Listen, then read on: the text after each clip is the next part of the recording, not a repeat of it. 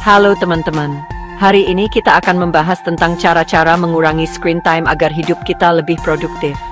Tahu sendiri kan, zaman sekarang gadget itu udah kayak belahan jiwa, susah banget lepas. Kita makan sambil nge-scroll, kerja sambil ngelektrifikasi, bahkan kamar mandi pun handphonenya tetap setia menemani. Padahal, terlalu lama menatap layar itu nggak baik loh, buat kesehatan kita. Bisa bikin mata minus, susah tidur sampai kurang bersosialisasi. Nah, sebelum terjebak lebih jauh dalam jerat candu dunia maya, yuk kita bahas tips-tips ampuh untuk mengurangi screen time dan mulai hidup lebih produktif.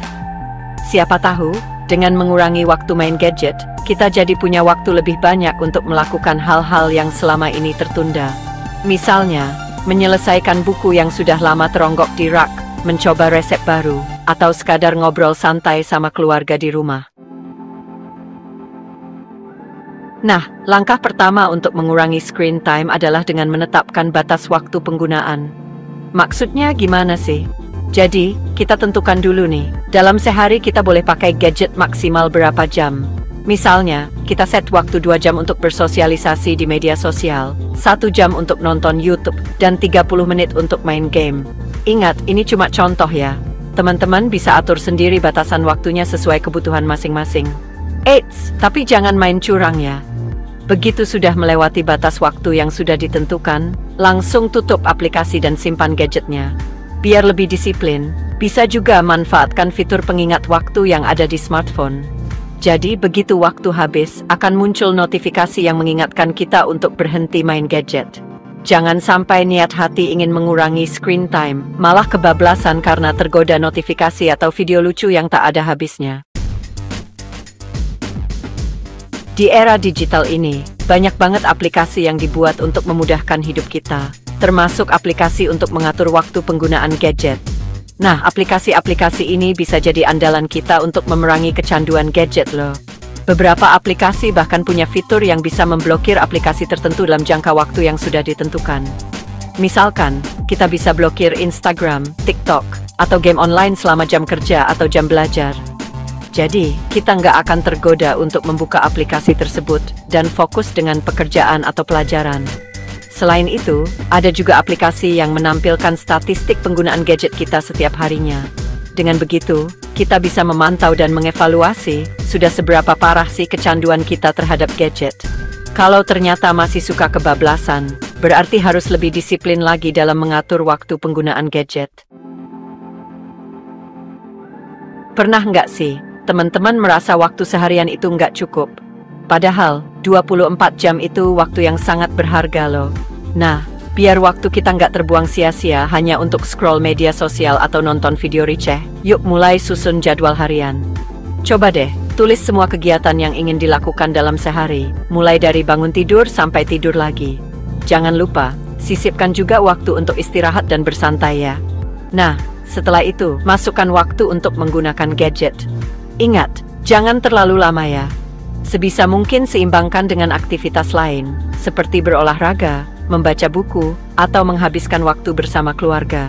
Dengan membuat jadwal harian, kita jadi lebih terstruktur dan disiplin dalam menggunakan waktu. Nggak ada lagi tuh cerita waktu terbuang sia-sia hanya untuk hal-hal yang nggak produktif. Pernah dengar pepatah, banyak jalan menuju Roma? Nah, sama halnya dengan mengisi waktu luang, teman-teman. Nggak melulu harus dengan gadget kok. Banyak hobi seru dan bermanfaat yang bisa dilakukan tanpa harus menatap layar smartphone. Misalnya membaca buku. Selain menambah wawasan, membaca juga bisa menenangkan pikiran loh. Atau kalau teman-teman suka beraktivitas di luar ruangan, bisa coba olahraga seperti jogging, bersepeda, atau berenang. Selain menyehatkan badan, olahraga juga bisa meningkatkan mood dan mengurangi stres.